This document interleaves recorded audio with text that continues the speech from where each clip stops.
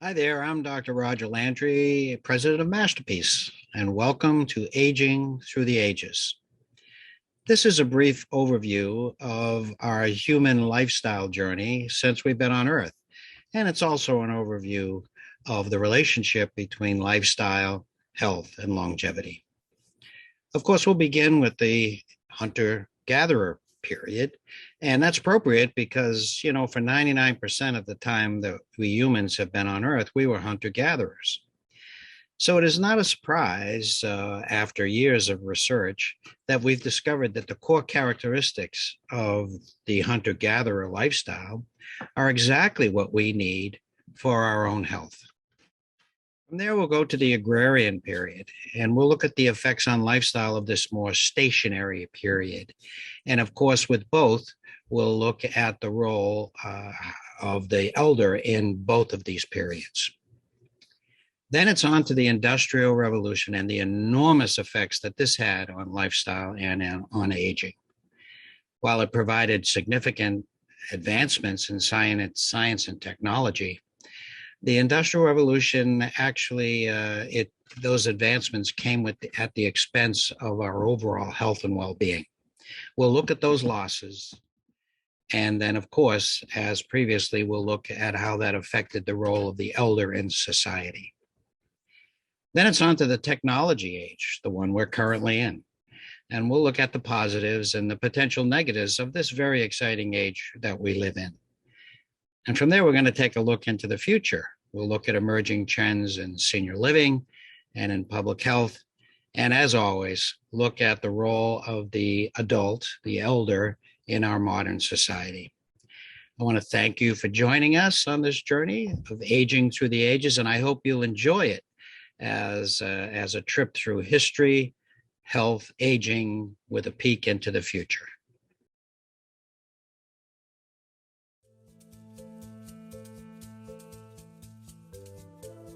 I rise with the sun that brings us light and heat.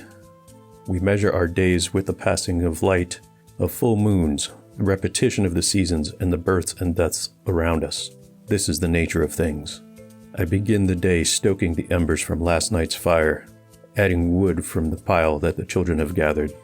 I magically bring the flames back to life. Our tribe is awake, too. There is much work to do.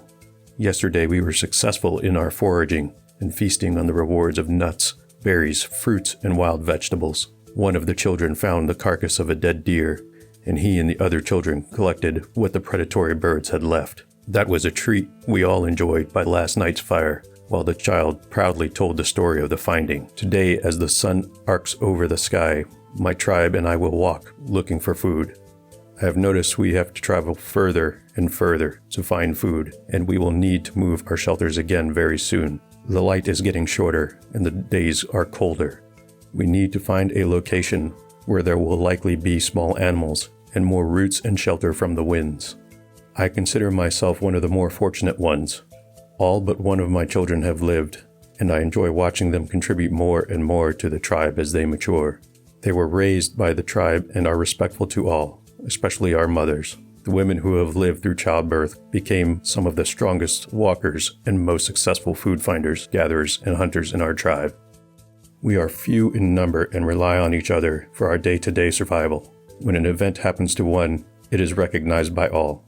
A birth, a death, a rite of passage, the discovery of a better food area, good weather.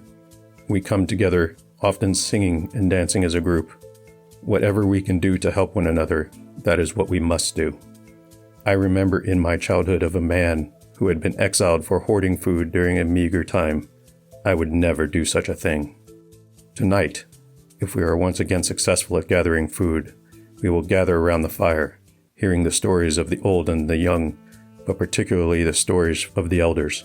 I am nearly one myself, and have tried to learn as much as possible from the current elders, so that I can one day tell the stories of their history and keep the tribe safe and thriving when they come to depend on me for guidance. Already I have learned to observe, to notice the changes in behavior of our brother and sister animals. Fish and birds may indicate a threat or availability of food. I have learned to watch the clouds, feel the winds and the temperatures to predict the storms. I have been among the most successful at finding food and building shelters. These skills are important to our survival, and I am respected for having them. I will use all that I have learned, and I will never let the tribe down.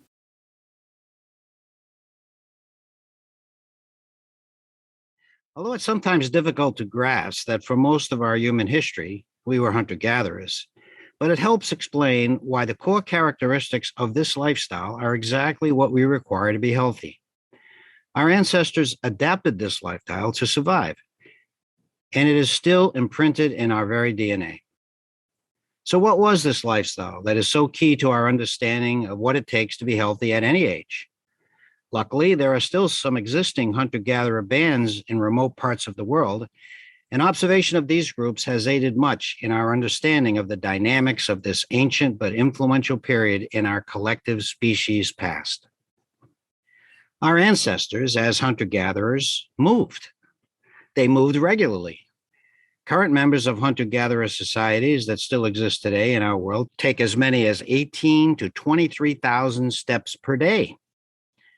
This level of activity was common for our ancestors for eons.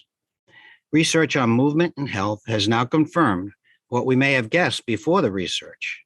When we move regularly, everything in our bodies works better. Our brains, our GI tract, heart, muscles, bones, everything.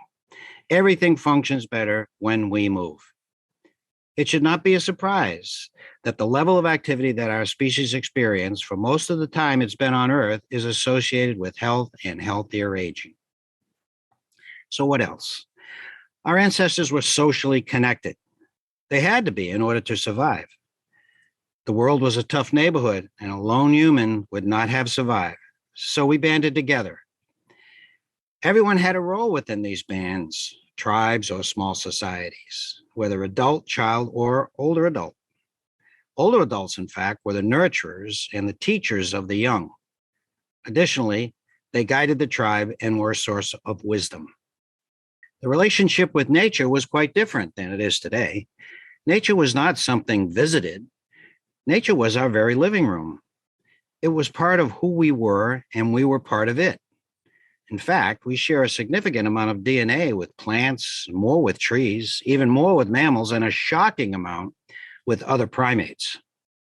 And so this relationship with nature was a symbiotic one. It was unthinkable, if not irrational, to not appreciate and care for the source of food, shelter, and our very survival. Being in nature was being home. Yes, it could be harsh at times, but mostly it was our nurturer, our Mother Earth. We lived with social compacts. If something happened to me, my neighbor would help me. And of course, I would reciprocate when needed. These compacts were a survival necessity, but also imprinted us with a strong sense of the greater good and concern for others. How about diet? Well, they may have been hunters and gatherers, but they weren't all that great at hunting for some time. So most of the basic diet was fruits, vegetables, nuts, wild grains, beans, fish, and small amounts of meat. Again, it should not be a surprise that today we should function best on such a diet. In fact, our ancestral diet is basically the Mediterranean diet, which research now tells us is among the healthiest of all. Meat, high fat, high carbohydrate foods were not plentiful, so unfortunately, we inherited a strong preference for them, since, of course, our physiology could never have predicted such things would be in such great supply as they are today. There was no sense of time. Sunrise, sunset, phases of the moon, and seasons marked the passage of time. Consequently, our ancestors were most likely very mindful, more in the present moment. Stress was mostly a short-term event caused by such threats as predator, sickness, injury, or threatening weather. Today, we are a time-based, production-oriented, frenetic society with consequent enormous chronic cultural and personal stress. Since our ancestors did not experience this, we have not inherited the ability to manage chronic stress, and therefore the enormous levels of stress-related or induced disease, both physical and mental, are the result. Average life expectancy was 20 to 30 years. but death was mostly due to accidents and infections, which, of course, now with our technology and knowledge, we are better able to manage, or at least be able to stave off the deadly effects for many more decades. But today's longevity is not guaranteed to be of high quality. Longevity with chronic disease and suffering is more like a sentence than an accomplishment or a gift. Lastly, as mentioned before, older adults held a special role as historians, healers, sources of wisdom, and teachers. A tribe with older adults was indeed fortunate, and these older adults were charged with a strong sense of purpose. The imprinting of our hunter gatherer ancestors is profoundly strong. And although the human experience has evolved greatly, our physiology, preferences, and needs for health and well being are essentially the same as our predecessors.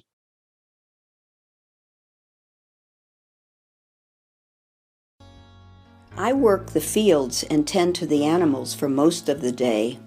I realize that I am advancing in years and know that this will soon prove too difficult. Still, I am honored that there's another important role waiting for me that I will soon fill. We have so many young children now, and I will be placed in charge of the very youngest, those who cannot work in the fields yet. I will be their caretaker and teacher, and will be called upon as an advisor to the family, since I am among the eldest and have wisdom to share. Ever since our ancestors first began to gather in villages, grow crops, and domesticate animals, we have been able to stay in one place and exchange the nomadic lifestyle for more permanent and effective shelters. Today, we enjoy a greater availability of food, more meat, and cultivated crops. What hasn't changed with time, however, is the tight social fabric of our group.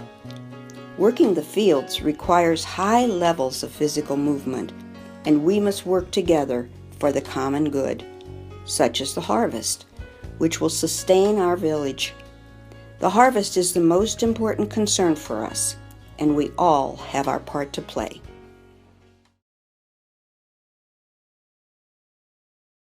Some 10,000 years ago, we became agrarian societies. We discovered agriculture and settled into villages, towns, and eventually cities. Domesticated animals provided assistance with work and a regular source of meat. Although food became more available, there is still debate as to whether we were better off because crop failure, disease, and war were constant major threats with the possibility of many more casualties. The population of humans exploded, and although we were no longer nomadic, many of our core characteristics of our hunter-gatherer background remained. Agriculture kept us close to nature. Social bonding, although on a larger scale, was strong, and the working for the common good remained an absolute necessity. Both young and old had roles to play in this new, larger survival drama, and daily life required significant physical movement. Stress was a factor, perhaps becoming a bit more chronic due to the constant vicissitudes of agriculture, but still a slow, timeless, and most likely more mindful lifestyle was the rule. Whereas hunter-gatherer societies were strongly egalitarian, agrarian cultures did eventually produce a wealthy few and a gap between them and the working many. The concept of land ownership ultimately surfaced, and with it, the commonly associated strife. So, what was the role of elders in the hunter, gatherer, and agrarian ages? During these periods, the commonalities included an appreciation for wisdom, experience, and wonder of elders. Older adults were highly involved with childcare and group guidance. As historians and storytellers, elders were revered. There was a distinct and respected role for elders, one which provided purpose and which they fully embraced.